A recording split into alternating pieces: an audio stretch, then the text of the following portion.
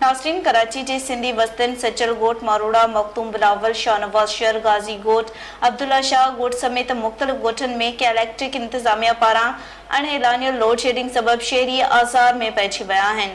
कारोबार ठप थी वियो आहे। इन हवाले से ॾिसूं था घोष बुगियो जी रिपोर्ट। नाज़रीन, सॼे मुल्क समेत कराची में भी सख्त गर्मी जी लहर बरकरार। इन सख्त गर्मी में के इलेक्ट्रिक इंतजामिया सिंधी वसंद सचल गोठ, मारोड़ा, मखदूम बिलावल, शाहनवाज शरगोट, गाजी अब्दुल्ला शाह गोट समेत मुख्तलिफ गोठन में अणएलानियल लोड शेडिंग 10 कलाकनि खां 16 कलाकनि जो सिलसिलो जारी रखियो आहे। नंढा दुकानदार सख्त परेशान। कारोबार के कापारी धक। दुकाननि ते पियल आइसक्रीम समेत कुछ शयूं ख़राब थियण लॻियूं।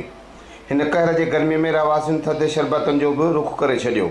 इलाइक़े जे रवासिन सिंध हुकूमत खां फौरी तौर ते गैर कानूनी लोड शेडिंग ख़त्म करण जो मुतालबो कंदे चयो त गैर एलानिया लोड शेडिंग उन जी वजह खां घर में ज़ाहिर नंढा ॿार आहिनि, वॾा आहिनि, जेके उहे परेशान आहिनि। उन बीमार जेको आहे उहो कान सर्वाइव करे, जे लाइ महिरबानी करे इन्हनि ते एक्शन खयो वञे के इलेक्ट्रिक वारनि ते।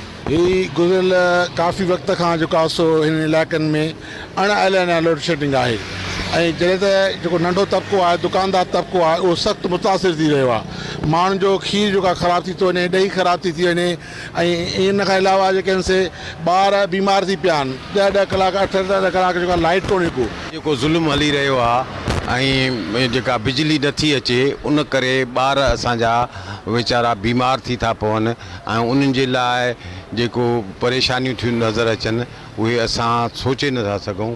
असां वॾी उमेद रखी वेठा आहियूं हिन हुकूमत खां त जेकर कुझु कनि, ऐं जे नथा कनि त इहा इन्हनि जी तमामु बेहुरमती आहे ऐं इन सां हिननि जो जेको किरदारु आहे उन ते वॾो असरु पवंदो। 12 खां 14 कलाक लोड शेडिंग आहे। पाणी सॼे इलाइक़े में न आहे। मज़दूर माण्हू सिंधी इलाइक़ा ख़ासि करे सिंधी इलाइक़नि खे पोइ हिते तबाह आहे ऐं जीअं सिंधी माण्हू न रहनि, सिंधी माण्हू वापसि वञनि, हिकु ॿिए खाई जो दौरु ऐं सिस्टम हले थो पियो।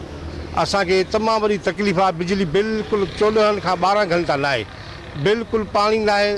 टैंकर लाराए थकिया आहियूं। न पाणी आहे, हीअ गर्मी ॾिसो था, ॿार घर में मरनि था। बिजली जो को बि हल न आहे असां वटि। सफूरा टाउन जे रवासिन जो चवणु आहे त 15 खां 18 कलाक वारे फौरी तौर ते सिंध हुकूमत खे घुरिजे त नोटिस वठी हीअ जेका लोड शेडिंग आहे गैर एलानिया गैर कानूनी खे ख़त्म कयो वञे। कैमरामैन मंसूर सां गॾु घोष बुगियो, धरती TV न्यूज़, कराची।